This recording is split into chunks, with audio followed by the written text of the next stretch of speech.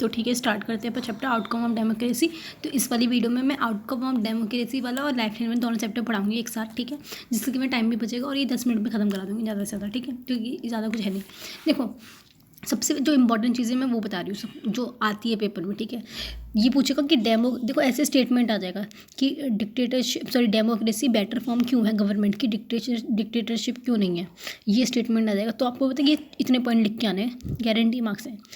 देखो बस ये इसके थे इस टाइप के वो 3-4 सवाल पूछ सकते हैं कि Y democracy is a better form of government, ठीक है, या फिर डेमोक्रेसी डिक्टेटरशिप से क्यों अच्छी है।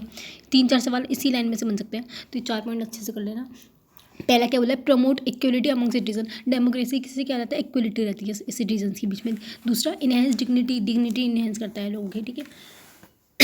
Improves the quality of decision making, जो डिसीजन मेकिंग है उसकी क्वालिटी को बढ़ाता है, ठीक है। और provides a method to resolve conflict, जो कन्फ्लिक्ट मतलब जो भी लड़ाई झगड़े होते हैं उसको सुलझाता है, ठीक है। Allows room to correct mistake, और जो भी गलती हुई है उसको सुधारने के लिए मतलब काम आता है। अब देखो, democracy produces accountable responsible legislative government. Accountable responsible इसका मतलब क्या होता है वो समझते हैं, ठीक है। People have right to choose the rulers, हमारे पास खुद का एक हक है अपने अपने जो रूलर्स है उनको चूज़ करने का, कौन सा नेता हमें बनाना है वो हमारे पास हक है वोटिंग के द्वारा, ठीक है। And they have control over their rules, और उनको क्या कंट्रोल है कि वो अपने वो जैसे चाहे वैसे रूल बना सकते हैं। मतलब वैसे तो नहीं बना सकते, क्योंकि देखो अगर कोई गलत रूल बनाएगा तो हम आंदोलन करेंगे कि नहीं ये चीज़ गलत है, हम आवाज़ उठा सकते हैं ना उनके खिलाफ। तो यही चीज़ बता रहे हैं। Citizen can participate in decision making, कुछ भी डिसीजन लेना हो तो उसमें हम लोग हक से बोल सकते हैं कि हाँ हमें ये डिसीजन गलत लग रहा है, हमें ये डिसीजन सही कराना है, तो हम बोल सकते हैं। नहीं, thus democracy produce government that is accountable to the citizen and responsible to the needs and expectation of the citizen. तो ये बोला है कि डेमोक्रेसी ऐसी गवर्नमेंट बनाती है जो अकाउंटेबल टू द सिटीजन, मतलब अकाउंटेबल जो लोग हैं सिटीजन्स हैं उनको उनकी जो प्रॉब्लम्स है उसको सॉल्व करेगा, ठीक है। और हम ही लोग मतलब डेमोक्रेसी को बनाते हैं, ठीक है। और रिस्पॉन्सिव भी है, रिस्पॉन्सिव इस सेंस में कि अगर हमें कोई दिक्कत हो गई या हमें कोई चीज़ सही नहीं लग रही तो हम रिस्पॉन्स भी कर सकते हैं कि हाँ हमें ये चीज़ सही नहीं लग रही, ठीक है। इसलिए डेमोक्रेसी रिस्पॉन्सिव भी है, ठीक है। हमारी जो भी ज़रूरतें हैं हमें वो दे दी है, ठीक है। दूसरा, democracy ensures that decision making is based on norms and procedures. Norms and procedure मतलब डेमोक्रेसी ये भी चीज़ देखती है कि जो भी डिसीजन बनना है वो रूल्स एंड रेगुलेशन के अंदर बन रहा है कि नहीं बनना। So a citizen who wants to know if a decision was taken through the correct procedure can find out this information. Citizens can take part in decision whenever they want. मतलब कुल मिला के इसका बात का ये मतलब है कि हम लोग कोई भी डिसीजन मेकिंग में पार्ट ले सकते हैं और उसके रूल्स एंड रेगुलेशन में जो भी चीज़ें हैं, और मतलब जो डेमोक्रेसी बनाएगा उसको रूल्स एंड रेगुलेशन के अंदर ही काम करना होगा, ठीक है। Democratic government is the people's own government.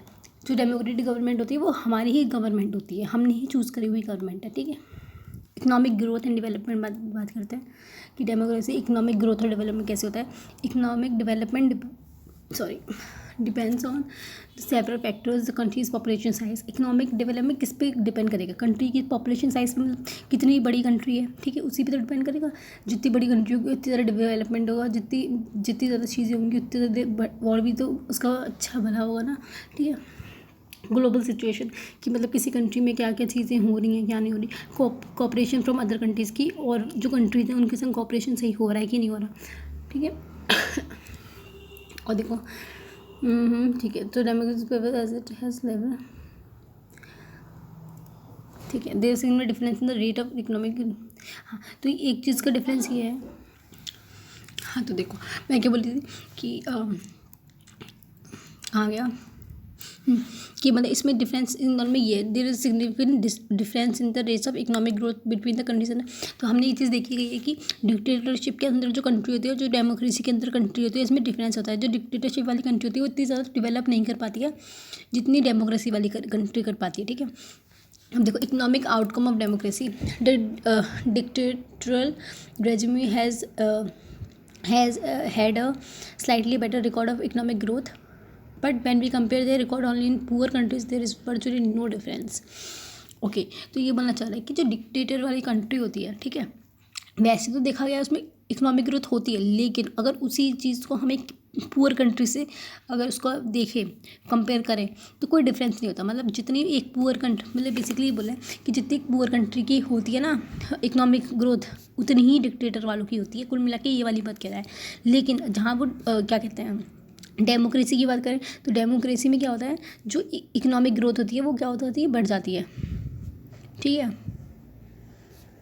Increase जब डेमोक्रेसी होती है तो इकोनॉमिक ग्रोथ बढ़ जाती है, और जब डिक्टेटरशिप होती है तो इकोनॉमिक ग्रोथ घट जाती है। ठीक है, there can be a very high degree of inequality with democracies. पता है बहुत ज़्यादा इनइक्वलिटीज हो जाती है जब ऐसी कुछ चीज़ें होती है ना। ठीक है, तो जब डिक्टेटरशिप वगैरह होती है तो इनइक्वलिटी बहुत ज़्यादा होती है। There is often inequality of opportunity नहीं मिलती लोगों को। ठीक है, पुअर जो लोग होते हैं उनको तो कुछ मौका ही नहीं मिलता, सिर्फ रिच लोग होते हैं उन्हीं को देखा जाता है।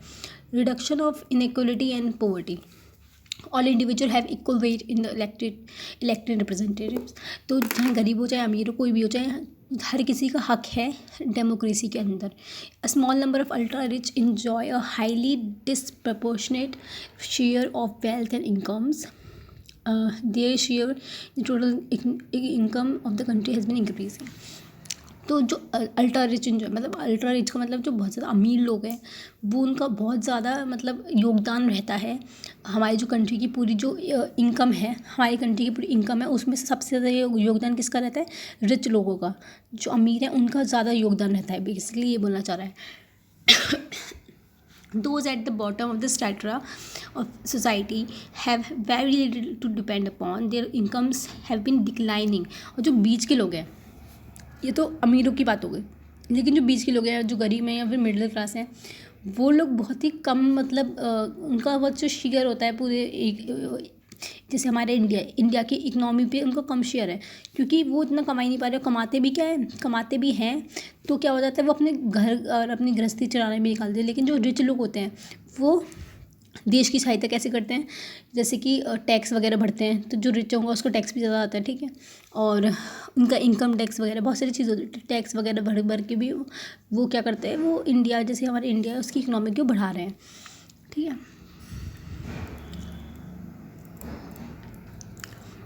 accommodation of social diversity, the majority always need to work, okay, the majority always need to work with the majority so that, sorry minority, जो मेजोरिटी है उसको माइनॉरिटी के साथ वर्क करना पड़ेगा, तभी तो भाई गवर्नमेंट अच्छे चलेगी।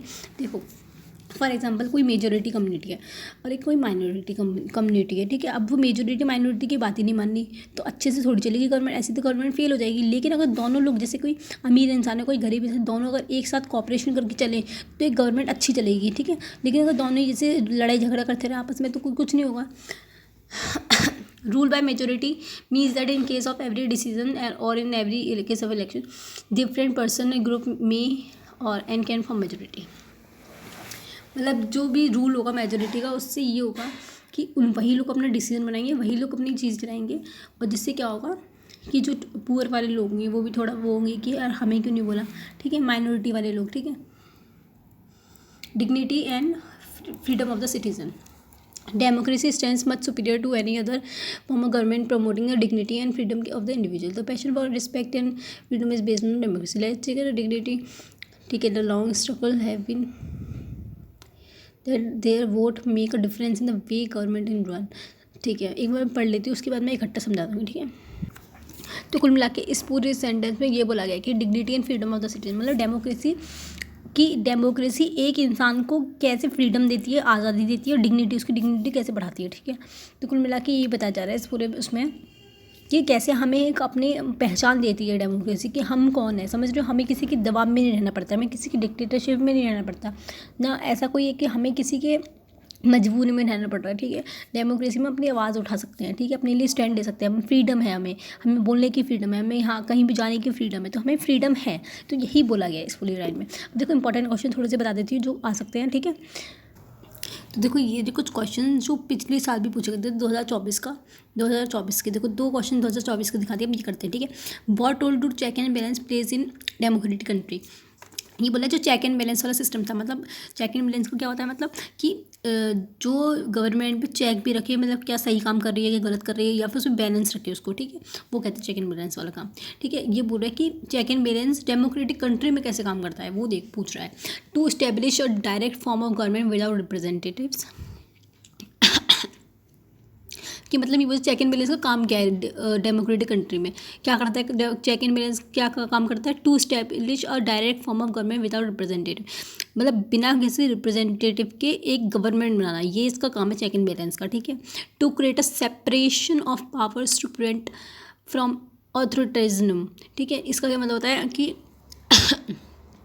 मतलब जो भी पावर है, to create a separation of powers to prevent, हाँ, ये बोला है कि पावर को बांटना काम है इसका, मतलब ये नहीं कि एक इंसान के हाथ में सारे पावर आ जाए, पावर बटनी चाहिए, मतलब हर किसी का अलग अलग पावर होती है, ठीक है, ताकि बीच में कोई लड़ाई झगड़ा ना हो, समझ रहे हो।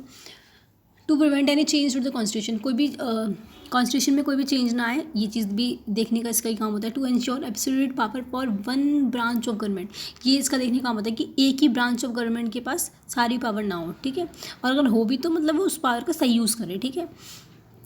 तो अब देखो ये MCQ था, अच्छा ये MCQ था, सॉरी अब मेरे को तो लगा पॉइंट है, ये सारे के सारे MCQ है, सॉरी। तो अब देखो इसमें से कौन सा सही MCQ, तो to create a separation of power to prevent authority, इसका मतलब ये है कि इसका काम ये होता है चेक एंड बैलेंस का, कि किसी एक इंसान के पास सारी पावर ना जाए, पावर बटे है। देखो पावर शेयरिंग वाले चैप्टर में चेक एंड बैलेंस हमने पढ़ा था, हॉरिजॉन्टल वाले में था ना, हॉरिजॉन्टल डिस्ट्रीब्यूशन ऑफ पावर में शायद से था, तो उसमें ये चीज़ थी, तो हमें क्या करना है, पावर बढ़नी चाहिए, तो ये इसका सही ऑप्शन है।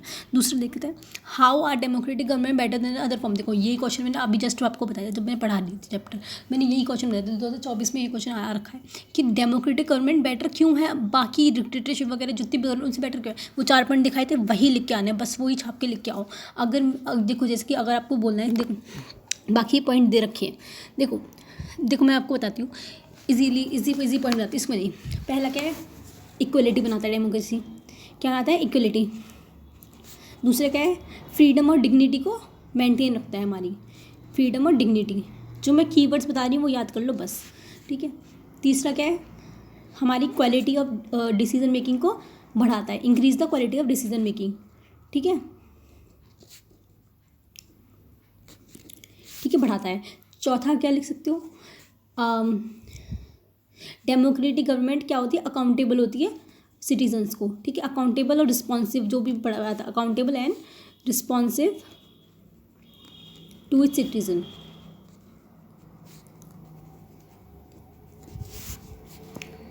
Provides method to,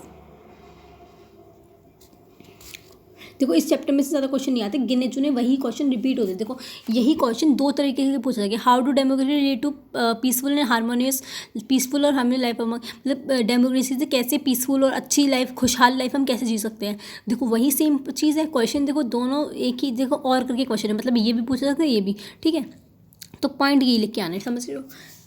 provides method to क्या था, रिजॉल्व कंफ्लिक्ट, मतलब कोई भी लड़ाई दंगे होते हैं उसको सुलझाने में मदद करती है हमारा, ठीक है। तो ये देखो ये 5 पॉइंट मैं आपको बता दिए, इसके अलावा से क्या ही पूछेगा बताओ, खुद बोलो, ठीक है। चलो नेक्स्ट क्वेश्चन देख रहे हैं, 2024 के बता रही हूँ मैं, देख लो। अब हम देखेंगे कुछ और क्वेश्चन 2023 का। इसका आंसर नहीं है रखा आई थिंक, चलो दूसरा करते हैं। आंसर ही नहीं है, 2015, 2016, 2023 से 24 का देखना है हमें, है ना। हाँ देखो ये आया ना, ये आया मस्त चीज़, ये है। अच्छा आंसर बैक साइड दे रखा है, ये देखो ऐसे क्वेश्चन पूछे जाते हैं। टेस्टिमोनी, टेस्टिमोनी क्या होता है, अभी देखो इसका क्वेश्चन दिखाती हूँ। टेस्टिमोनी वाला 11वां ना, कहाँ है 11वां,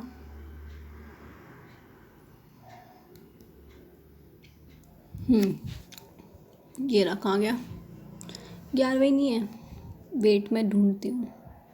देखो how why is democratic government known as legitimate government, क्यों कहा जाता है इसको, ये भी क्वेश्चन भी आ सकता है। देखो ये वाला क्वेश्चन मैं देखो लेजिटिमेट गवर्नमेंट क्यों कहते हैं, ये क्वेश्चन आ सकता है, जो क्वेश्चन आ सकते हैं मैं वही करवा रही हूँ। और डेमोक्रेटिक गवर्नमेंट इसको लेजिटिमेट गवर्नमेंट क्यों कहा जाता है, because it is people's own government, हमारी खुद की हमारी गवर्नमेंट है, इसलिए कहा जाता है इसे लेजिटिमेट गवर्नमेंट। याद कर लो, जो जो बता रही हूँ बस वही आएगा, याद कर लो अच्छे से। इट मे बी स्लो भी हो सकती है, less efficient and may have other flaws, but it is people government. ये हो सकता है ये स्लो गवर्नमेंट जो डेमोक्रेसी हो स्लो, ज़्यादा इफेक्टिव ना हो, या फिर उसमें कोई कमियाँ फ्लॉज मतलब कमियाँ होती हैं, लेकिन ये हमारी गवर्नमेंट, पीपल्स गवर्नमेंट, हमारी खुद की गवर्नमेंट है, ठीक है। There is an overwhelming support from the idea of democracy below, चलो ये तो बकवास बातें हैं। People wish to be ruled by representative elected by them, मतलब लोगों को अच्छा लगता है उसी रूलर से रिप्रेजेंट, जैसे हमने कोई इंसान चुना, अब हमें वही तो अच्छा लगेगा, यही हमको हमें आदेश दे, यही हमारे वो करे, मतलब रूल करे हमको, ये थोड़ी कि हमें जिसको जो हमें पसंद नहीं है वही हमें रूल करे आके, तो वो तो हमें नहीं अच्छा लगेगा। इसलिए डेमोक्रेसी अच्छी होती है, ठीक है, क्योंकि हम खुद चूज़ कर सकते हैं, ठीक है, इसलिए इसे लेजिटिमेट गवर्नमेंट कहा जाता है। एक ही क्वेश्चन पूछ सकते हैं, मेरिट ऑफ डेमोक्रेसी का, डेमोक्रेसी एश्योर्स इक्वलिटी एश्योर करता है, ठीक है, मतलब मेरिट मतलब बेनिफिट से पूछा है। It upholds the basic individual liberties, freedom of speech देता है, ठीक है, ट्रांसपेरेंसी देता है कि हम मतलब जान सकते हैं कि डेमोक्रेसी में चल क्या रहा है आखिरकार, ठीक है। तो ये कुछ क्वेश्चन मैंने करा दिए हैं, ठीक है, ओके। तो इससे क्या हो गया, प्रैक्टिस भी होगी, चैप्टर भी खत्म, 15 मिनट के अंदर चैप्टर भी खत्म विथ क्वेश्चन आंसर्स, ठीक है। फास्ट करा दे बहुत ज़्यादा, ठीक है। अब हम क्या करेंगे, ज्योग्राफी कौन से चैप्टर करेंगे हम लोग, लाइफ लाइन वाला, ठीक है। ये चैप्टर में याद करने की चीज़ें थोड़ी ज़्यादा, मैं बता दूंगी क्वेश्चन कहाँ से आएगा, और हर साल उसी में से क्वेश्चन आते हैं उसी टॉपिक पे से, ठीक है। मैं बता देती हूँ कौन सा क्वेश्चन आता है। ट्रांसपोर्ट क्या होता है, the movement of goods and services can be over 3 important domains of our earth. जो भी चीज़ हमें ट्रांसपोर्ट करनी है वो 3 तरीके की, एक तो लैंड वाटर एयर, ठीक है, इसे मालूम है। अब देखो क्या होता है, लैंड एयर वाटर में हम बस ये चैप्टर में यही सब पढ़ना है। रोडवेज, अगर हमें लैंड से हमें कोई चीज़ ट्रांसफर करनी है तो रोडवेज से करेंगे। India has one of the largest road networks in the world, ठीक है, सबसे बड़ा इंडिया में है, ठीक है। The construction of cost of roads is much lower than the railway line, मतलब जो रोड का जो कंस्ट्रक्शन होता है वो रेलवे लाइन से क्या होता है, कम होता है, ठीक है। रोड आसानी से कम पैसों में बन जाती है, रेलवे लाइन को ज़्यादा पैसा लगता है। तो देखो दूसरा क्या, road can cover more geographical harder location that, देखो सुनो, रोड क्या होता है कि सड़क वहाँ भी जा सकती है जहाँ कोई नहीं जा सकता, देखो जैसे कि लेह लद्दाख हो गया है ना, पाकिस्तान बॉर्डर वगैरह, वहाँ पे देखो उस साइड रेलवे वगैरह थोड़ी जा सकती है, वहाँ ना एरोप्लेन जा सकते, वहाँ क्या जाता है, लेकिन सड़कें वहाँ तक चली जाती हैं। तो इसलिए बोला है कि रोड बहुत जोग्राफिकल एरिया ज़्यादा कवर कर सकती है रेलवे वगैरह से, ठीक है। Road can negotiate higher gradient of slopes and can be built in transfers, ठीक है। हाँ, तो ये बोले कि सड़कें जो होती है ना वो पहाड़ों पे बन सकती है, मतलब ऐसे ऐसी जगहों पे जहाँ पे सड़कें, मतलब जहाँ पे कोई भी ट्रांसपोर्ट जाना इम्पॉसिबल है, वहाँ पे भी सड़कें बन जाती हैं, ठीक है। देखो ये जो पूरा पैराग्राफ है ना, ये जितने पॉइंट, ये पता है किसके हैं, यहाँ पता है कैसे क्वेश्चन आ जाएगा कि रोड जो है वो बेटर क्यों है रेलवे से, ये क्वेश्चन आ सकता है। अब देखो आप ये पॉइंट लिखा होगा, बस मार्क्स मिल गए, यही सेम चीज़ मैं बता रही हूँ, इसी से इन सब चीज़ों से क्वेश्चन बन जाते हैं, ठीक है। तो इसलिए अच्छे से याद करो, रोड ट्रांसपोर्ट इज़ इकोनॉमिकल, ठीक है, इकोनॉमिकल है, ठीक है, तो सब मालूम है। It is also provides door to door service, मतलब हम अपने घर से ही बैठ सकते हैं वो रोड, मतलब रोड पे, मतलब रोड कह रही हूँ, रोड पे क्यों बैठना, मतलब जैसे कि रोड पे हमारी गाड़ी खड़ी है तो हम डोर टू डोर सर्विस है, मतलब यहीं पे जाओ गाड़ी में बैठो चल लो, ये चीज़ है। एरोप्लेन क्या करेंगे आप, फिर एयरपोर्ट जाओ, या फिर रेलवे करेंगे तो रेलवे स्टेशन जाओ, या फिर बस से जाएंगे तो बस स्टैंड जाओ, तो यहाँ पे ये दिक्कत आती है, इसलिए रोड जो है वो सबसे अच्छी है, मतलब डोर टू डोर सर्विस देती है। Road transport provides links between railway station. अब देखो अगर आपको रेलवे स्टेशन जाना है, एयरपोर्ट जाना है, तो किससे जाओगे, सड़क से जाओगे ना, तो ये क्या करती है, लिंक भी करती है, मतलब प्रोवाइड्स लिंक बिटवीन, ठीक है, ओके। 6 इन इंडिया में छः तरीके की रोड होती हैं।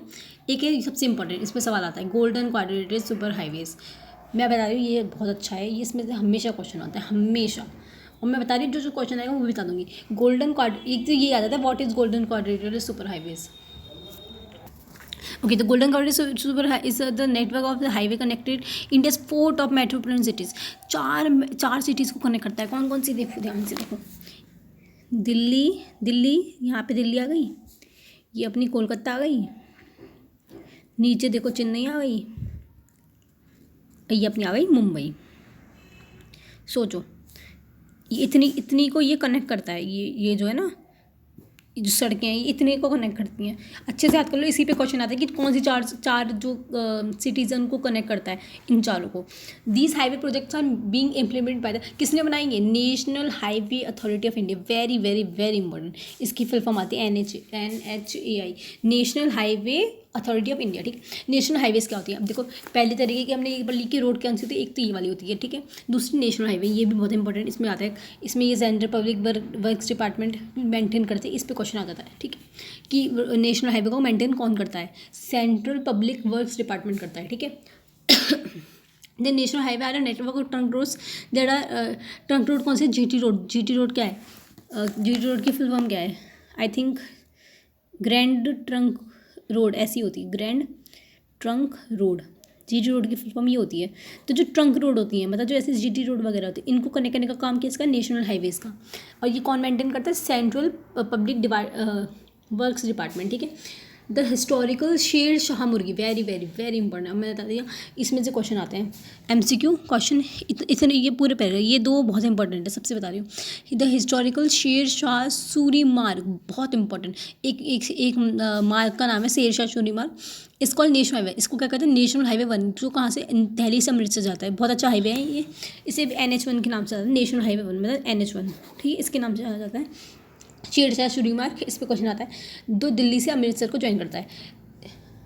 स्टेट हाईवेज क्या होती है? Roads linking a state capital, मतलब जो स्टेट की जो कैपिटल है, ठीक है, स्टेट की जो कैपिटल है। फॉर एग्जांपल हमारे उत्तर प्रदेश की कैपिटल क्या है? लखनऊ। तो जैसे लखनऊ है, ठीक है, लखनऊ को किससे? दूसरे डिस्ट्रिक्ट के हेडक्वार्टर, जैसे बिहार के जो भी हेडक्वार्टर वहाँ से कनेक्ट करना, इसे कहते हैं स्टेट हाईवे। ये कौन करता है मेंटेन?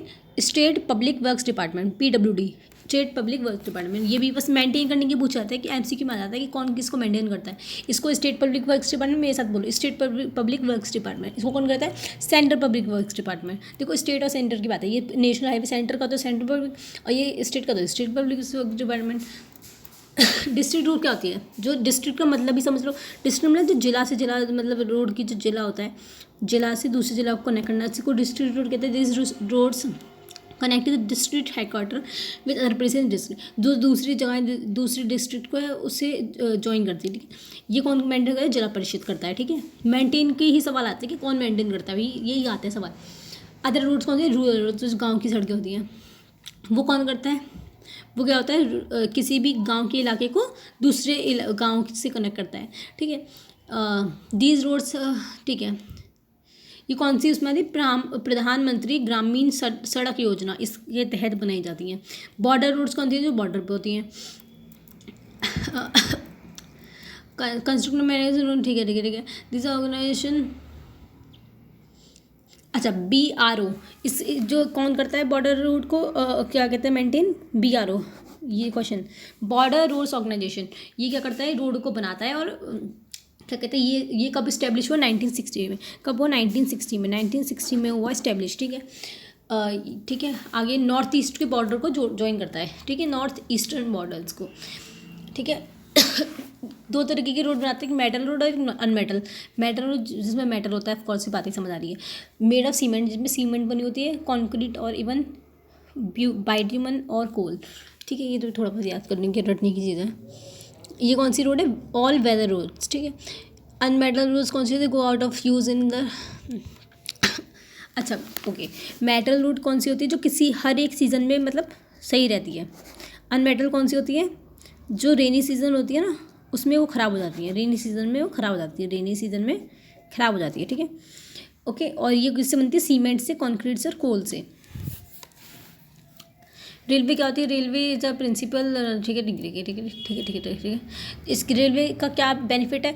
बहुत कैरीज हैवी ह्यूज लोड्स, मतलब जो भारी सामान होता है उसे ले जा सकते हो, ठीक है।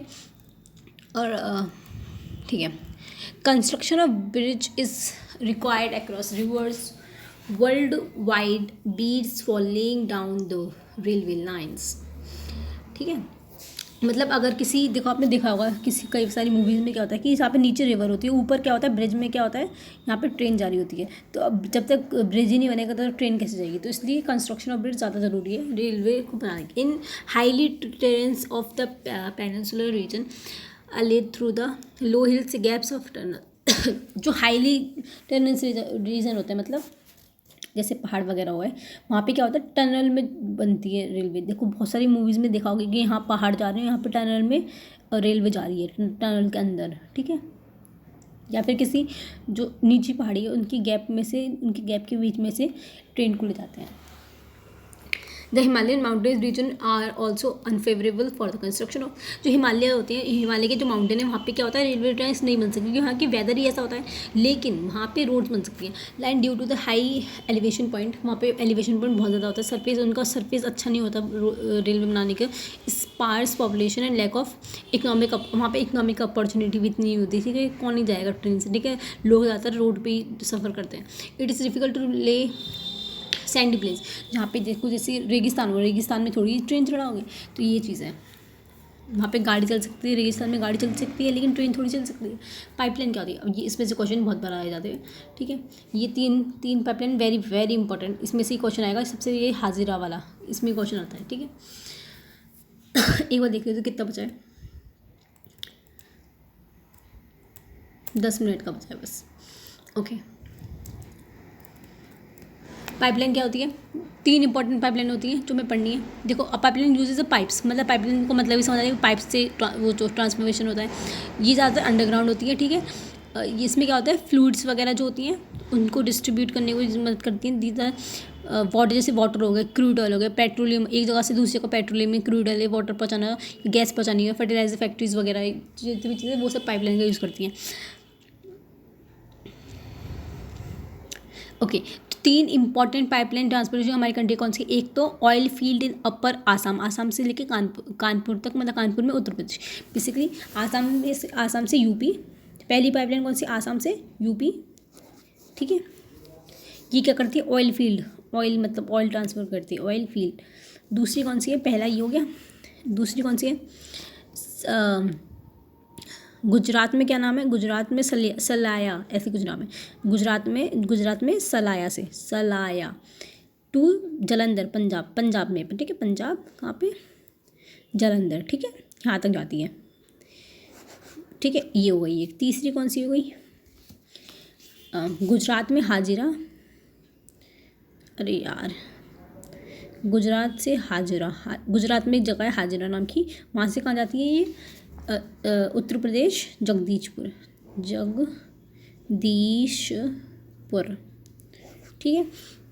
गुजरात से देखो 2 जाती हैं, एक तो गुजरात से आसाम को जाती हैं, सॉरी आसाम से यूपी को जाती हैं, दूसरी गुजरात से पंजाब को जाती है, गुजरात से यूपी में जाती है जगदीशपुर में, ठीक है।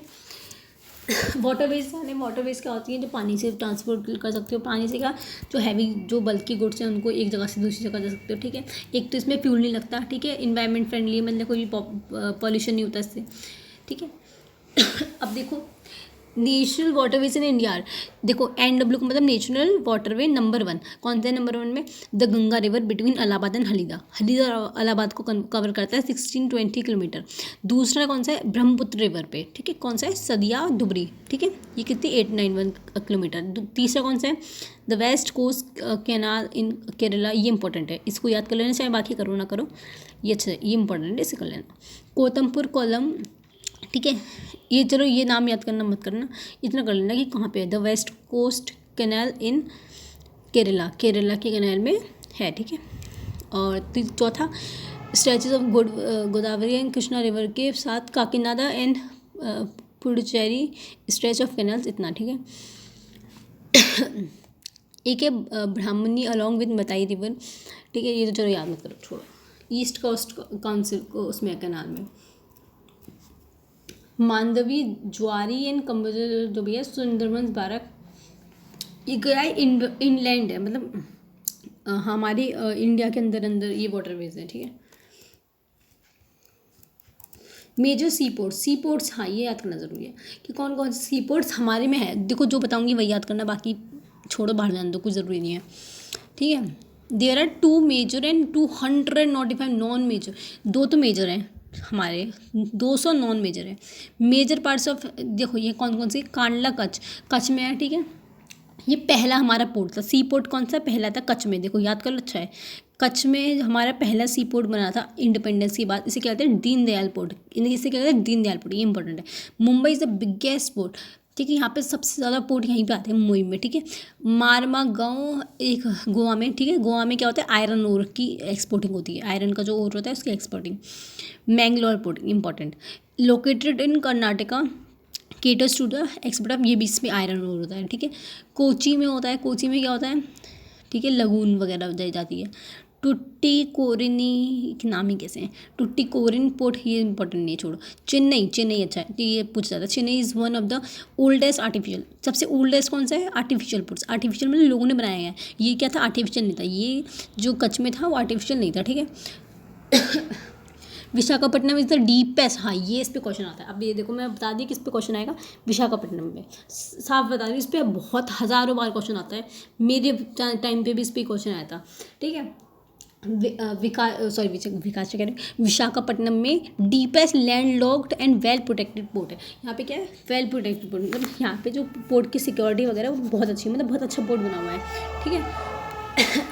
पारादीप लोकेटेड इन ओडिशा, ये भी आयरन ओर का। कोलकाता इज इनलैंड रिवरलाइन पोर्ट, ठीक है। हलिदा, ये इंपॉर्टेंट, ठीक है। हलिदा विशाखापट्टनम इससे सबसे ज़्यादा इंपॉर्टेंट है। Haldia port was develop by subsidiary port in order to relieve the Kolkata port. लेकिन बेसिकली हलिदा को क्यों बनाया, क्योंकि कोलकाता पोर्ट पे बहुत ज़्यादा प्रेशर हो रहा था, यहाँ पे ज़्यादातर जो भी चीज़ें थी पोर्ट की वहीं यहीं आ रही थी, तो इसलिए हलिदा पोर्ट बनाया ताकि कोलकाता पे प्रेशर कम हो जाए। एयरवेज की बात करते हैं, एयरवेज सबसे फास्टेस्ट, मोस्ट कंफर्टेबल और मोस्ट प्रेस्टिजियस, मतलब क्या कहते हैं, अमीर लोग ही ज़्यादातर यूज़ करते हैं।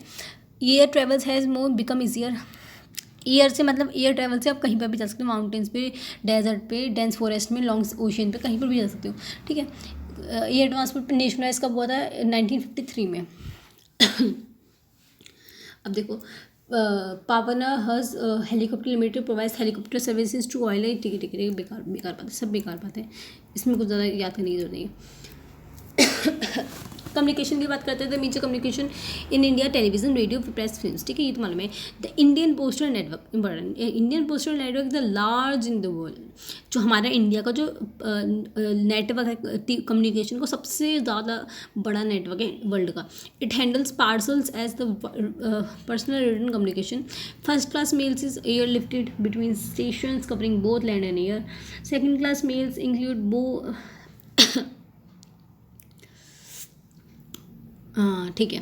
तो जो फर्स्ट क्लास के मेल्स होते हैं वो क्या होते हैं, एयर लिफ्टेड होते हैं, ठीक है। किसके बीच में, स्टेशंस और मतलब जो स्टेशन, जैसे कोई मेल पहुंचाना है तो वो लैंड के द्वारा भी जा सकता है और एयर के द्वारा भी जा सकता है। सेकंड क्लास मेल में क्या आता है, book packets, registered newspaper and periodicals, they are carried by surface mails, किसी से सरफेस मेल्स या फिर लैंड वगैरह से वाटर ट्रांसपोर्ट जाता है। India is one of the largest telecom network, हाँ इस पर क्वेश्चन आता है, टेलीकॉम नेटवर्क क्या है, इंडिया है। सब्सक्राइबर, ये देखो एसटीडी की full form, subscriber trunk dialling, ये आती है फुल फॉर्म, एसटीडी की full form subscriber trunk dialling, subscriber trunk dialling. ये क्या होता है, एसटीडी मालूम है, कॉल वगैरह करने को यूज़ होती है। Mass communication provides entertainment creates awareness among the people. Mass communication क्या होता है, एंटरटेनमेंट होता है लोगों को अवेयरनेस भी फैलती है लोगों के बीच में अबाउट वेरियस नेशन, जो भी हमारे नेशन, मतलब हमारे जो इंडिया वगैरह में जो भी चीज़ें हो रही हैं उसमें हमें मालूम पड़ता है, फिल्म बुक वगैरह से भी मालूम पड़ता है, ठीक है।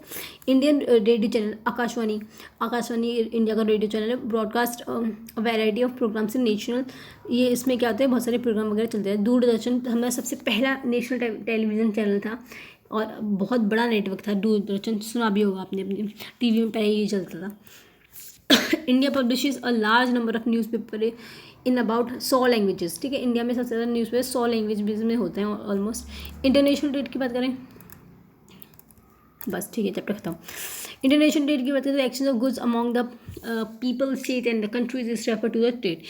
ट्रेड की पूछे ना, व्हाट इज ट्रेड, तो इतनी से इतनी लाइन देखो छाप लो दिमाग में। द एक्सचेंज ऑफ गुड्स मतलब गुड्स, मतलब जो भी सामान है उसका एक्सचेंज, ठीक है, अमॉन्ग लोगों के बीच में उसका एक्सचेंज, या फिर किसी लोग, या तो लोगों के बीच, या तो स्टेटों के बीच, या तो कंट्री के बीच, इसी को कहते हैं trade.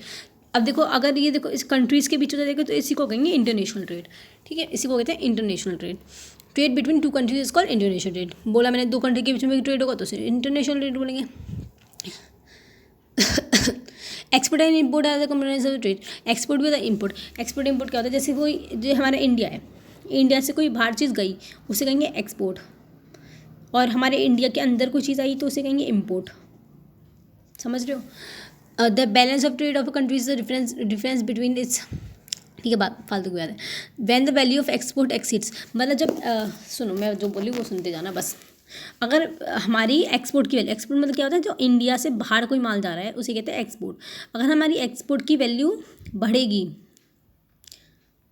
When the value of export exceeds the, हाँ, तो अगर इंपोर्ट की वैल्यू बढ़ेगी और जो सॉरी एक्सपोर्ट की वैल्यू बढ़ेगी और इंपोर्ट की वैल्यू से, मतलब इंपोर्ट की वैल्यू से एक्सपोर्ट की वैल्यू ज़्यादा बढ़ेगी, तो क्या होगा, हमारे इंडिया को ही तो फ़ायदा होगा। जब हमारा माल बाहर ज़्यादा जा रहा होगा तो हम ही तो प्रॉफिट होगा। तो ये क्या कहते हैं, फेवरेबल बैलेंस ऑफ ट्रेड कहते हैं। क्या कहते हैं, फेवरेबल, मतलब हमारे फेवर में है, हमें को खुशी हो रही है। लेकिन अगर जब इंपोर्ट बढ़ जाएगा, मतलब जब बाहर का माल ज़्यादा आएगा हमारे में और हमारा माल कम जाएगा, तो हमें क्या होगा, लॉस हो जाएगा थोड़ा। तो अनफेवरेबल बैलेंस ऑफ ट्रेड कहते हैं उसे। हाँ, the commodities exported from India, जो इंडिया से जो चीज़ें आती हैं बाहर के देशों में कौन कौन सी हैं, उसमें क्या होता है, ज्वेलरीज, केमिकल्स और एग्रीकल्चर के प्रोडक्ट होते हैं, वो बाहर जाते हैं। और जो आती हैं उनमें क्या होती है, पेट्रोलियम, क्रूड, वही ज्वेलरी, केमिकल वगैरह, यही सब है, ठीक है। अब देखो सबसे इंपॉर्टेंट, टूरिज्म है स्टेट, ये वाले 4 पॉइंट लिखे आना, ये क्वेश्चन आ सकता है। टूरिज्म, ट्रेड, जो हमारे टूरिज्म है ट्रेड की तरह कैसे, more than 15 million people are directly engage in a tourism industry, ठीक है। 15 मिलियन पीपल लोग टूरिज्म में है। टूरिज्म मतलब घूमना वगैरह हुई होता है, ठीक है। प्रमोट्स नेशनल इंटीग्रेशन, अगर कोई हमारे यहाँ घूमने आ रहा है तो हमारी जो नेशनल इंटीग्रेशन, मतलब जो इंडिया है उसी की तो बढ़ावा होगा कि यार इंडिया तो इतना अच्छा है, इंडिया तो ये इंडिया वो, तो लोग हमारे तो हमारी नेशन की तो बढ़ाई हो रही है। Provide support to local handicraft, जो जैसे कोई आया, फॉर एग्जांपल कोई फॉरेनर आया, अब उसने देखा इंडिया में कोई हाथ से कोई काम बना रहा है, जैसे हाथ से बहुत सारे लोग चीज़ें बनाते हैं ना, तो उसे वो पसंद आ गई, फिर वो जाके वो उसको लेके जाएगा। तो इससे क्या होगा, हमारे जो लोग हैं हैंडीक्राफ्ट जो बनाते हैं चीज़ें, और जो लोकल लोग हैं जो वहाँ की जो चीज़ें बेच रहे हैं, उनका ही तो फ़ायदा हो रहा है। तो इससे हमारी फ़ायदा है, ठीक है। Help in development of international understanding of the culture for India tourism, eco tourism, ठीक है, okay.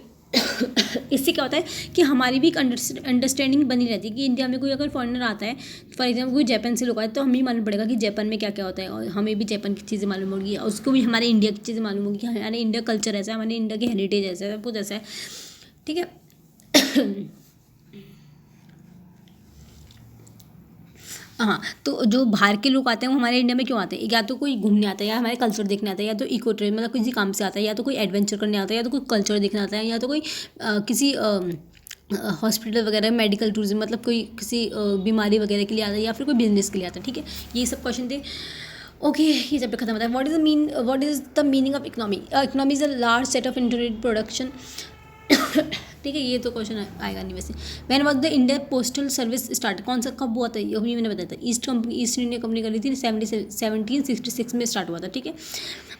What ever international trade का मतलब क्या है, जब दो कंट्रीज़ के बीच में ट्रेड हो, इसे कहते हैं इंटरनेशनल ट्रेड, ओके। इसी के साथ चैप्टर खत्म होता है, ठीक है। मैंने वीडियो खत्म करी 40 मिनट के अंदर, इसी के साथ थैंक यू।